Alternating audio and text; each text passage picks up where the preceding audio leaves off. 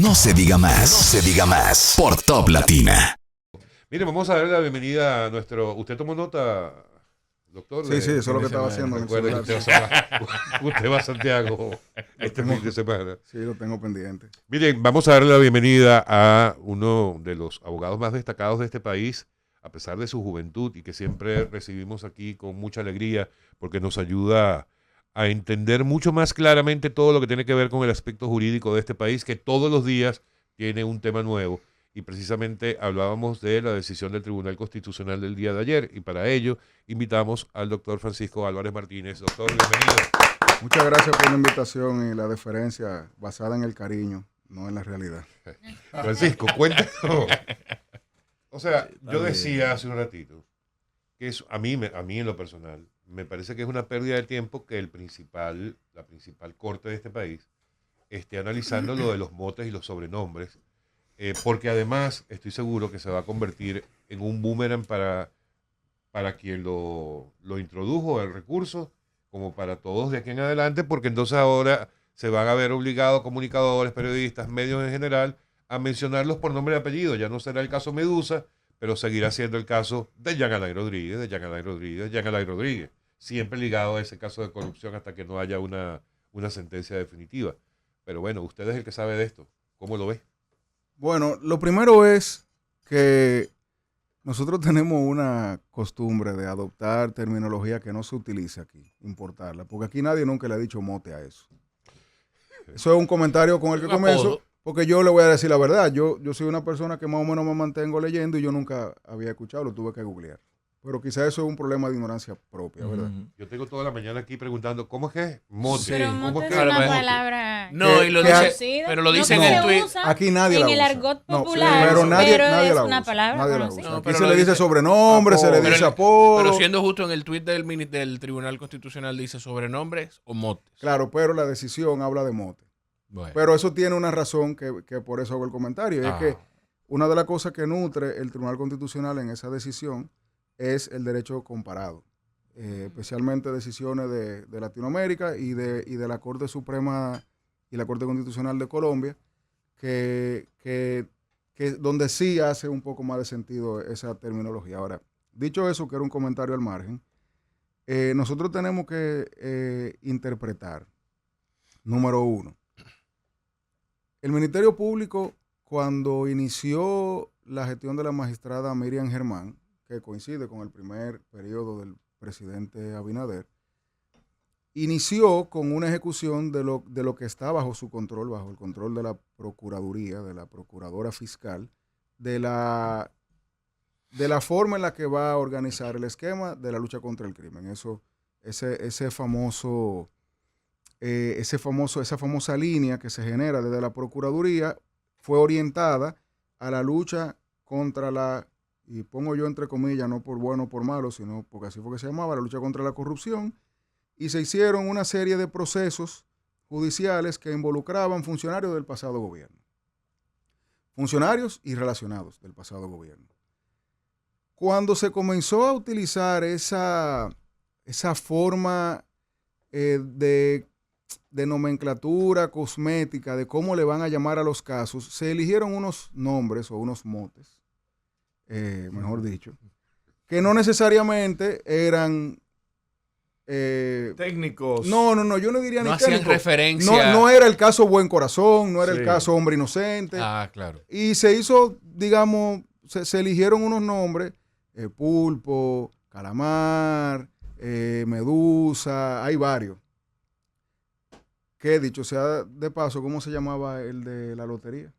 Operación Operación 13. 13. Que esa no suena tan mal. Exacto. Pero bueno, Título de película. eso puede ser una película con George Clooney. Sí. y esta gente. Protagonizada por... Ahora bien, cuando tú a una persona le adhieres un sobrenombre desde el punto de vista institucional y que los medios, ya sea por nota de prensa o por referencia, lo adapten, lo acojan y lo repliquen, nadie puede decir que a Alexis Medina no le dicen el pulpo. Sí.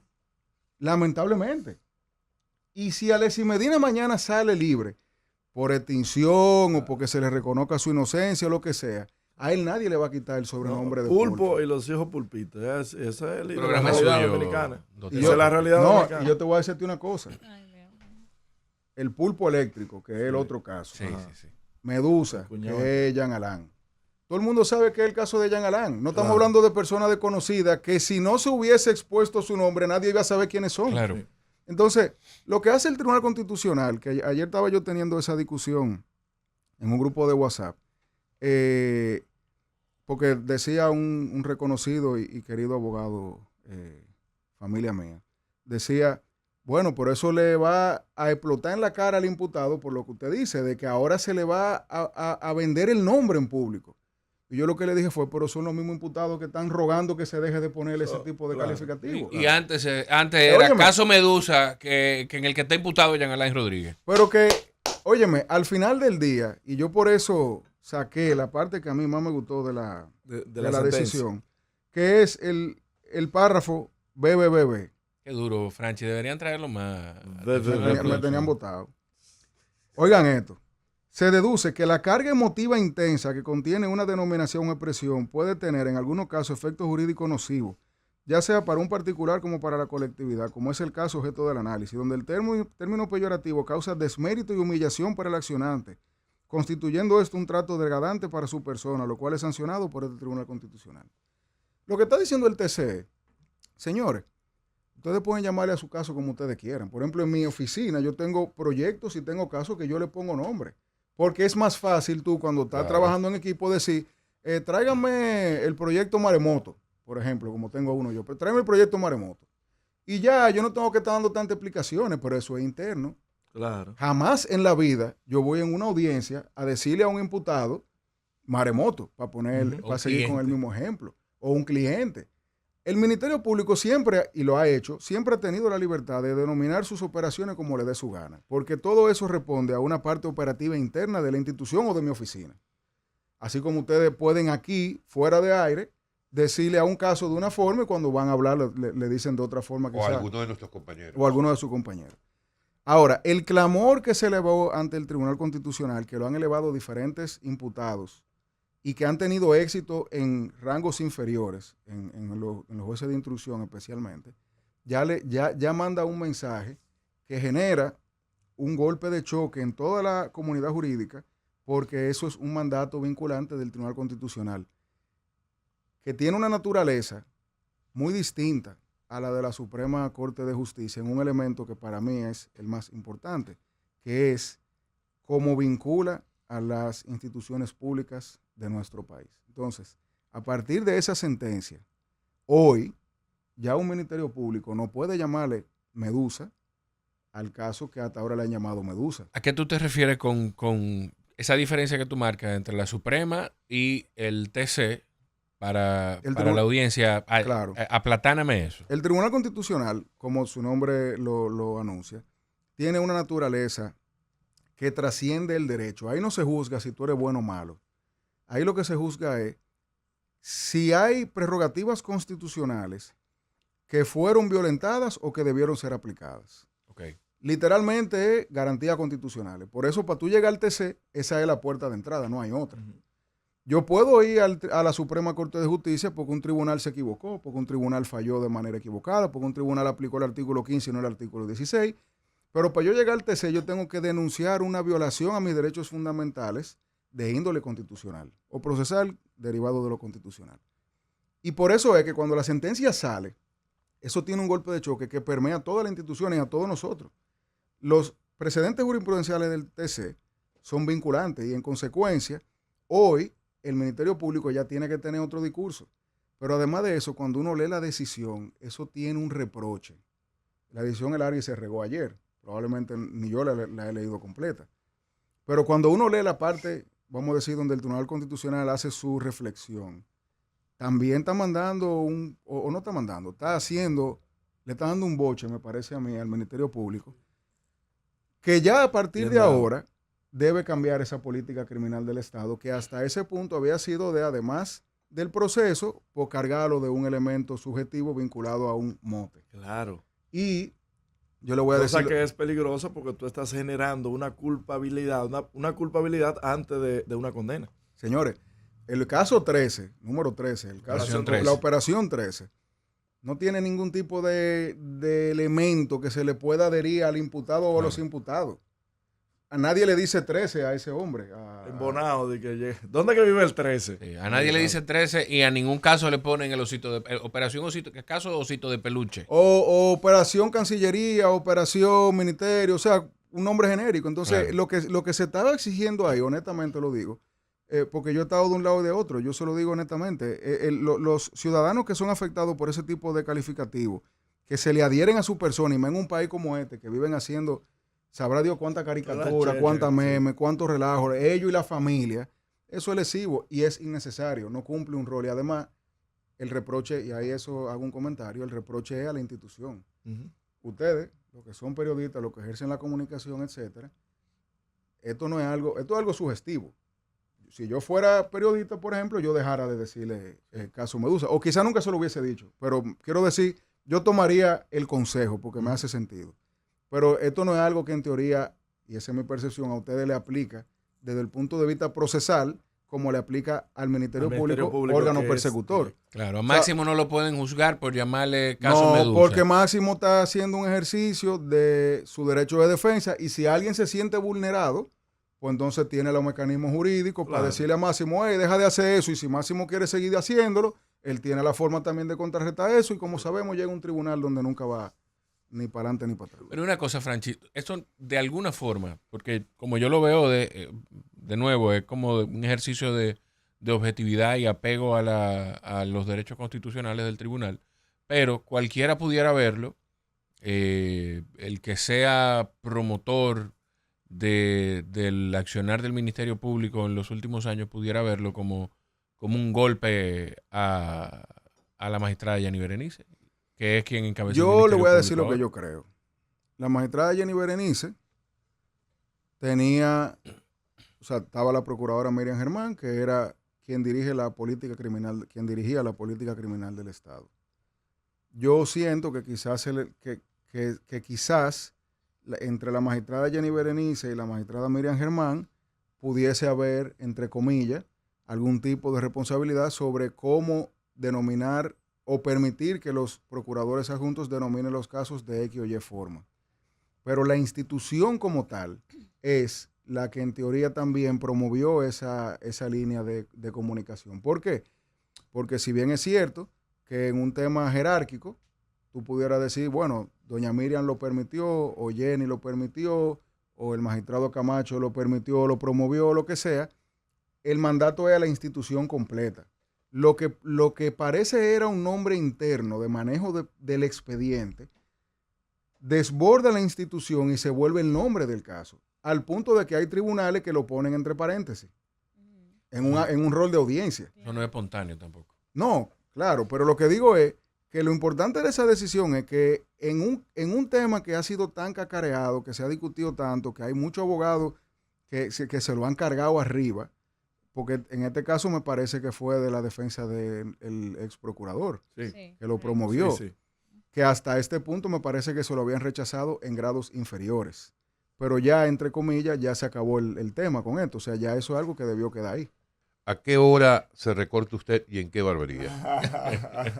Le preguntaba lo de la barbería y lo del recorte y la hora, no porque usted estuviera despeinado ni mucho menos, sino por el tema de lo que ocurrió en estos últimos días, que ya incluso tuvo que salir la propia ministra a pedir disculpas tras ese video circular de un policía tratando de impedir la operación fuera de horario normal de una barbería.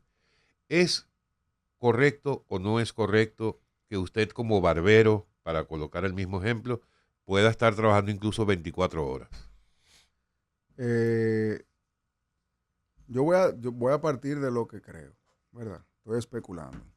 En nuestro país hay una cultura, y no es secreto para nadie, de que hay comercios que en principio tienen vamos a decir, un objeto como una barbería o un salón, pero que al mismo tiempo, con el pasar de las horas, se transforman en algo más.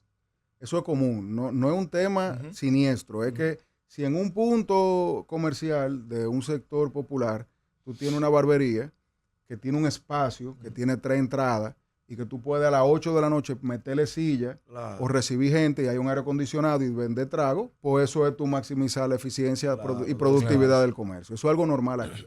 Yo no estoy hablando de esas barberías especiales que a veces uno escucha que existen. ¿De qué modelo son esas? No sé, Máximo que sabe. No. Ahora bien, dicho eso, Dios santo. en los casos concretos donde eso ocurre, tú tendrías un comercio que está creado y registrado para hacer barbería en caso de que esté formalizado Ujú. Claro. y que hace un switch en un momento para algo para lo que no ha sido acreditado. Sí. En esos casos, o sea, y pelos. es como si en mi oficina, abogados, yo a las 10 de la noche comienzo a vender alcohol y a vender comida. Yo estoy habilitado para ser abogado y para tener mi despacho y así estoy registrado. Ahora, la permisología que hay que generar, las autorizaciones y las notificaciones que hay que hacer para yo poder vender bebida alcohólica, yo estaría entonces circunvalándola. Ujú. Y me parece a mí que de ahí es que viene ese boom de las barberías, de que se mande ese mensaje de, señores, eso está en las redes sociales. Claro. Hay redes sociales que tú veas a un barbero haciéndole el cerquillo a una gente Y una muchacha. y una muchacha vendiéndole bebida y Sí. qué sé yo qué. Eso, o tú entonces te acreditas como un lugar que esté habilitado para el expendio de bebida alcohólica y en consecuencia tú entras al régimen de supervisión del Estado o tú no lo haces. Pero yo no puedo porque sí, a las 8 o 9 de la noche, transformar mi oficina en un lugar de expendio de bebida alcohólica y de entretenimiento. Ahora, Claro. si en un caso de esos, como lo que ustedes mencionan, que ayer la ministra se reunió con El barbero. el barbero, De Boca Chica. se confundió, se equivocaron o lo que sea, pues yo lo veo bien, porque también volvemos a lo mismo. Tú tienes una serie de personas que están en la calle, los oficiales, que a veces tienen denuncias, a veces tienen indicios, a veces se equivocaron o a veces sencillamente actuaron de forma equivocada o se excedieron en el ejercicio de sus funciones. Y si en algún momento se comete un exceso, pues lo correcto es esto. Yo no creo que sea la ministra que tenga que estar pidiendo disculpas. Sí, Eso es otra cosa.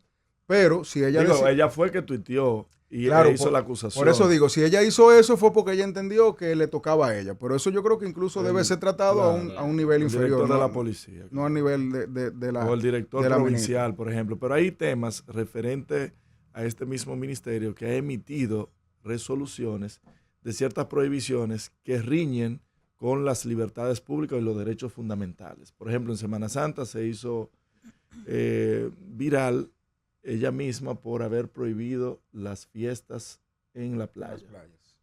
Cosa que mucha gente, inclusive del ámbito legal, dijo, pero es que eso no se puede.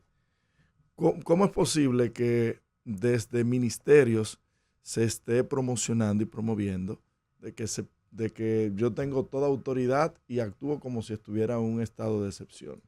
Mira que lo que pasa. En nuestro país, a partir del año 1956, me parece, hubo un decreto que reconoció al ministerio, no, a la Secretaría de Interior en aquel momento, como la que tenía la potestad y el deber de regular y mantener el orden en todo el territorio nacional. Ese decreto es el que de una forma u otra nutre al decreto de Leonel en el año 2006, que son dos decretos. Sí. Uno nada más habla del 306, pero hay otro que no recuerdo ahora la numeración, donde de una forma u otra se crea ese esquema de responsabilidad cargado a la hoy, al hoy Ministerio de Interior y Policía.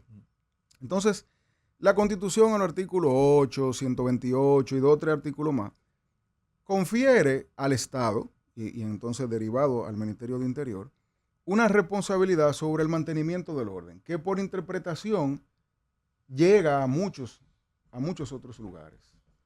Por eso es que, por ejemplo, en materia de ruido, cuando hay un comercio que tiene una bulla y que no deja dormir a una... hay competencias diversas, está la ley de medio ambiente, hay una ley especial también que regula el tema de, me parece que del ruido, está salud pública, y hay una competencia, yo diría que mancomunada entre diferentes instrumentos legislativos y diferentes instituciones, que todas se anclan en el Ministerio de Interior y Policía y en las autoridades, policía y a veces los mismos militares, como una forma de ejercer ese deber o cumplir con ese deber de mantener el orden. Entonces, si tú ves, y ahí estoy ya especulando, si tú ves que en la terrena toda la Semana Santa ocurre un apocalipsis en la playa, porque no hay otra forma de... Apocalipsis. O sea, cuando tú ves el resultado de esas fiestas en la playa, eso es algo que debería ser incluso considerado como un crimen ambiental. Porque tú estás llenando una playa de vidrio, de basura, de cosas. De vehículos. Si ahí había una tortuga cruzando, esa tortuga quedó ahí. Sí. Se la comen. Entonces, ante esos indicios, y que el ministerio diga, se acabaron las fiestas en la playa, como ocurrió y como luego vimos las comunicaciones porque hubo instituciones que emitieron comunicaciones y mucha gente que se quejó porque aparentaba ser allí sí, aquí no. Sí.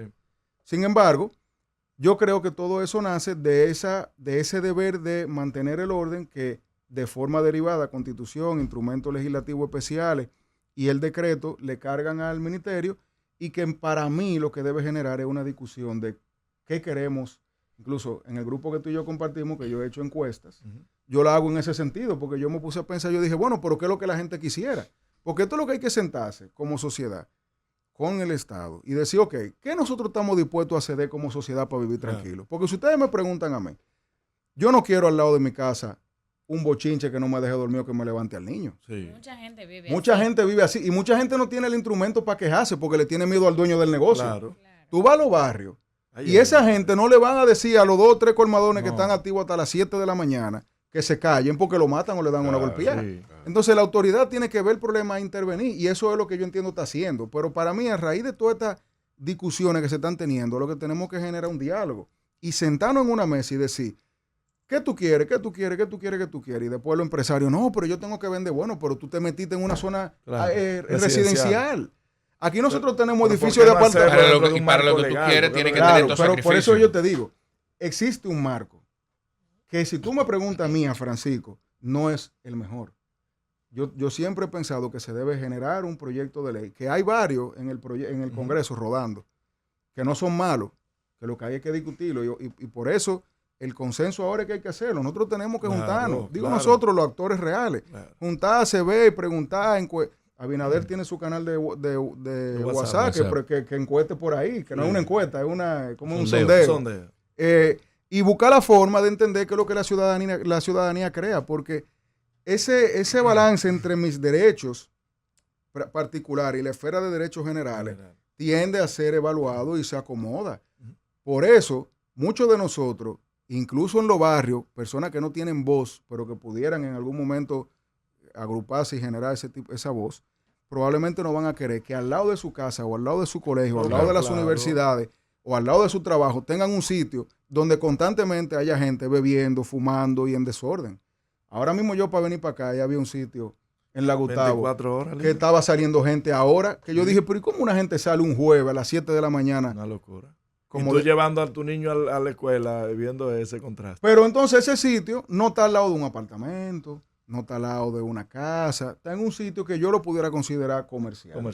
Entonces, por eso es que hay que hacer esa dicotomía. Y para mí estamos en el momento perfecto para hacer un acercamiento y generar un advenimiento, que la sociedad se exprese, se queje, corrija, que las autoridades escuchen, generen y trabajen, y que los legisladores, por una vez en la vida, generen proyectos de ley que nos permitan tener una mejor ciudad, un mejor país.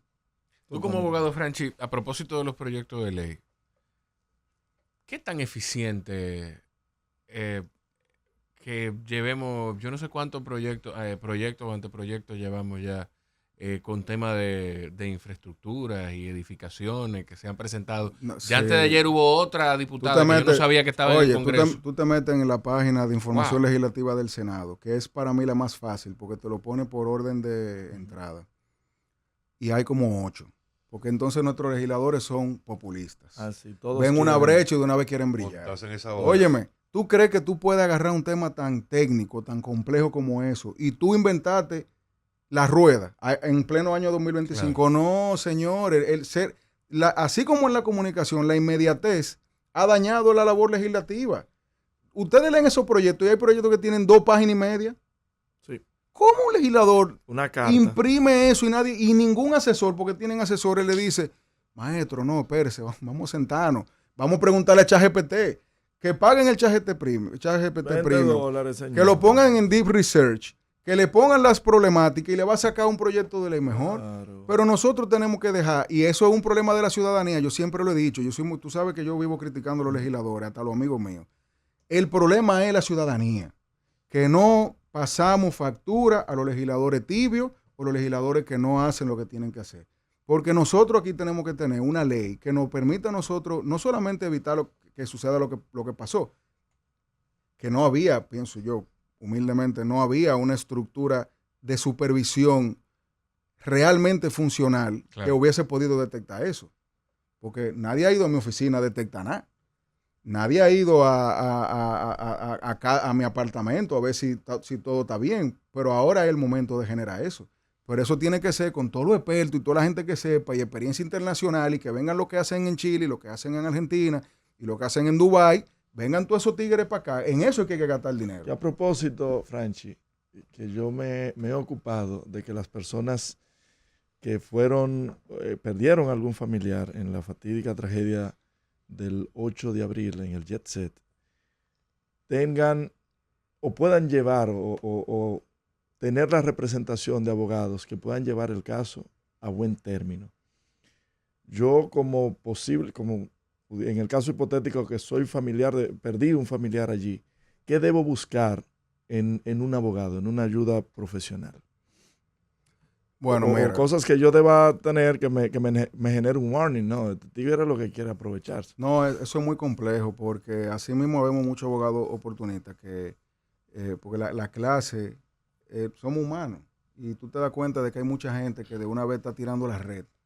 Así como cuando tú vas al Ministerio de Trabajo, hay gente afuera pescando trabajadores desafortunados que pueden tener derecho legítimo, pero que la misma desesperación lo hace hipotecar parte de su eventual retribución. Así como cuando hay un accidente de tránsito, aparecen dos abogados debajo de una piedra y comienzan a acercarse a los accidentados. Así mismo está pasando con este caso. No hay una forma de uno, lamentablemente, depurar eso. Hay abogado bueno malo y abogado malo bueno. Y uno al final lo que tiene que tratar de, pienso yo, con casos tan horribles como esos, es de hacerlo en calma. No es verdad que tú tienes que demandar mañana. Exacto. Y no es verdad que tú tienes que pasado mañana hacer algo. Yo no he visto ninguna demanda. O sea, no he leído ninguna demanda de la que se han lanzado. Pero si a mí me llegase un caso de esa naturaleza a mi despacho, yo duraría por lo menos 2 o 3 semanas estudiando y revisando y pidiendo certificación y revisando cosas. ¿Y hay un cosas. plazo máximo? Hay un plazo máximo, pero que no es de meses. O sea, dependiendo de por dónde tú te vayas, porque si tú te quieres ir por un 319, que es penal y lo que sea, tú vas a tener mínimo 2 años, dependiendo de lo que tú vayas a hacer en el ámbito penal. Y si te vas por lo civil también. Entonces, tomarse un mes y medio, 2 meses para organizar su caso, para estar bien, para lo que sea, no es algo que sea que esté mal, es todo lo contrario, eso debería ser. Doctor, muchas gracias por acompañarnos, como siempre. Siempre a su orden. A traer luces con este tipo de temas. Y mira, estamos cumpliendo, mira. Sí.